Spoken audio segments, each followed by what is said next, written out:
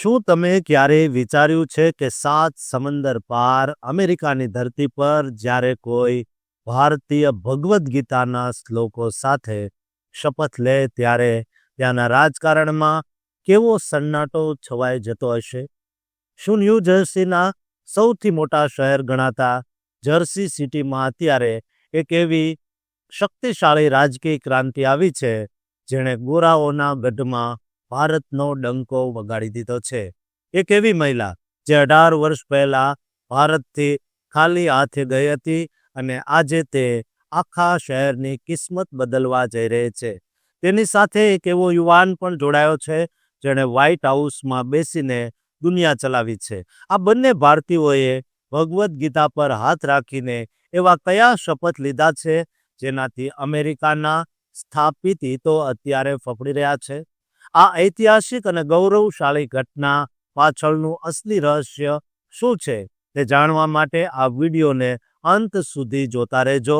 દોસ્તો, 15 જાન્યુઆરી 2026ના રોજ અમેરિકાના જર્સી સિટીમાં એક ઇતિહાસ રચાયો જ્યારે મમતા સિંઘે આ શહેરના પ્રથમ ભારતીય મૂળના કાઉન્સિલ વુમન એટ લાર્જ તરીકે શપથ લીધા. ન્યૂ જર્સી સિટી યુનિવર્સિટીમાં યોજાયેલા એક ભવ્ય સમારોહમાં તેમણે પવિત્ર ભગવદ્ ગીતા પર હાથ રાખીને જ્યારે શપથ લીધા ત્યારે આખું સદન ગુંજી ઉઠ્યું હતું. મમતા સિંઘની આ સફર બિલકુલ ફિલ્મી છે. તે 18 વર્ષ પહેલા ભારતથી ઇમિગ્રન્ટ તરીકે અહીં આવ્યા હતા અને આજે તેઓ જર્સી સિટીના હજારો પરિવારોનો અવાજ બની ગયા છે.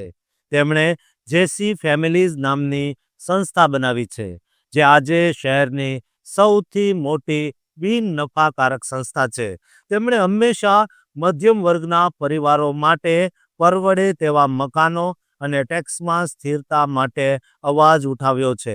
મમતા સિંઘની સાથે જ મેયર જેમ્સ સોલોમન દ્વારા વધુ એક ધડાકો કરવામાં આવ્યો. મેયર સોલોમને કેશવ પોદાર નામના તેજસ્વી ભારતીય મૂળના વકીલને ડેપ્યુટી મેયર તરીકે નિયુક્ત કર્યા. કેશવ પોદારે પણ ભગવદ્ ગીતા પર જ શપથ લીધા છે જે તેમની ભારતીય સંસ્કૃતિ પ્રત્યેની અતૂટ શ્રદ્ધા દર્શાવે છે.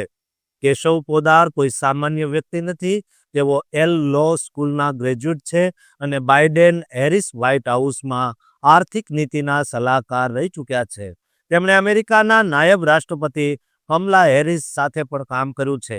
હવે તેઓ જર્સી સિટીમાં હાઉસિંગ અને ઇકોનોમિક ડેવલપમેન્ટના વડા તરીકે કામ કરશે જેથી ગુજરાતીઓને ખૂબ ફાયદો થશે. જર્સી સિટીના 50મા મેયર જેમ્સ સોલોમન પોતે કેન્સર સર્વાઈવર છે અને તેમણે શપથ લેતી વખતે બાઇબલનો ઉપયોગ કર્યો હતો.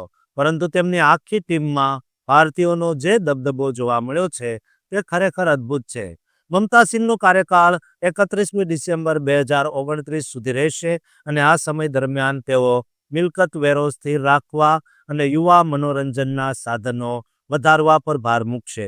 આ ઘટના માત્ર રાજકારણ નથી પણ દક્ષિણ એશિયાઈ સમાજના વધતા પ્રભાવનું પ્રતીક છે.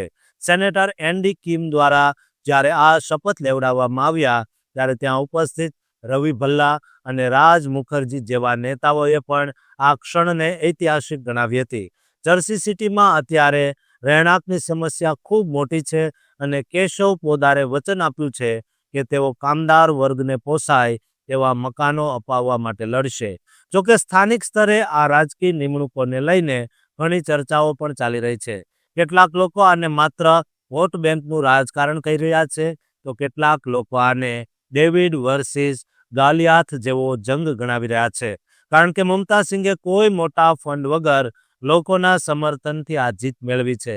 જર્સી સિટીના રસ્તાઓ પર અત્યારે વિઝન 0 જેવી સુરક્ષા નીતિઓ અને નવી પોલીસ ભરતીની વાતો ચાલી રહી છે ત્યારે મમતા અને કેશવની આ જોડી આખા અમેરિકા માટે એક નવું મોડલ સાબિત થઈ શકે છે. સોશિયલ મીડિયા પર પણ આ ભારતીય નેતાઓના શપથ ગ્રહણના વિડીયો ખૂબ વાયરલ થઈ રહ્યા છે અને ગૌરવશાળી ભારતીયો તેને શેર કરી રહ્યા છે. દોસ્તો, આ વિડીયોની તમામ માહિતી સત્તાવાર રીતે પુષ્ટિ થયેલી છે અને તે જર્સી સિટીના બદલાતા રાજકીય ચહેરાને રજૂ કરે છે. આશા છે કે આ માહિતી તમને ગમી હશે. આવી જ સચોટ અને ગહન માહિતી મેળવવા માટે અમારી આ ચેનલને સબસ્ક્રાઇબ કરવાનું ચૂકતા નહીં.